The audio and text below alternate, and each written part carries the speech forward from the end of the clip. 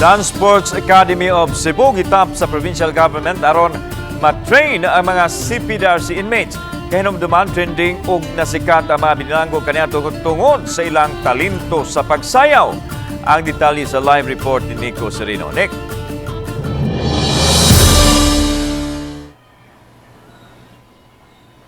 Yes, Lan, nabantog og nahimo na ganing atraksyon ang CPDRC dancing inmates dinhi sa Sugbo. Doon tay angayang atangan gikan kanila sa umaabot.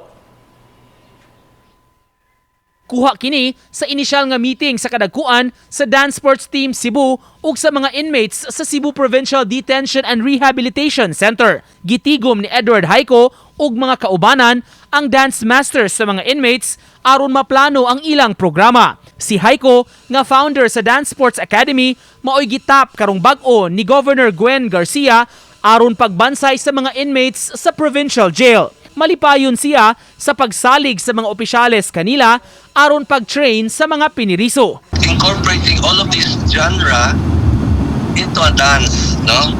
It's a challenge. We've been conceptualizing this for a few weeks na.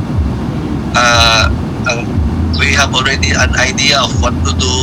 Of course, surprise that. Kahinumduman, nisikat ang CPDRC dancing inmates, pipila ka tuig ang milabay. Tungod kini sa ilang makapahinganghang nga mga dance moves nga na-trending sab sa social media. Sa bagong proyekto nga gitrabaho o gitahas kang Haiko ug mga kaubanan, iyang gipasabot nga ilang bansayon ang lain-laing disciplines sa sayaw. Labi na kay ang mga dance masters nga mo train, lain-lain man sab og forte. Kabahin sab sa performance unya nga ibida ang mga Visayan songs. Ang background nato personally is Broadway. Artistic director nato si Lolo Rendon is jazz.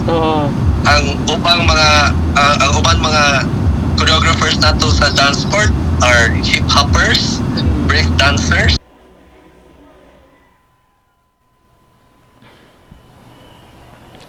Lan kon gidaghanon sa mga dancers nga ilang i-train dili kini bag-o alang sa Dance Sports Team Cebu gumikan kay pipila ka tuig nakalabay naka-train na sab ni sila sa mga estudyante sa Cebu City ug gani naumol ang world's largest dance class. Lan, Daghang salamat Nico Serino.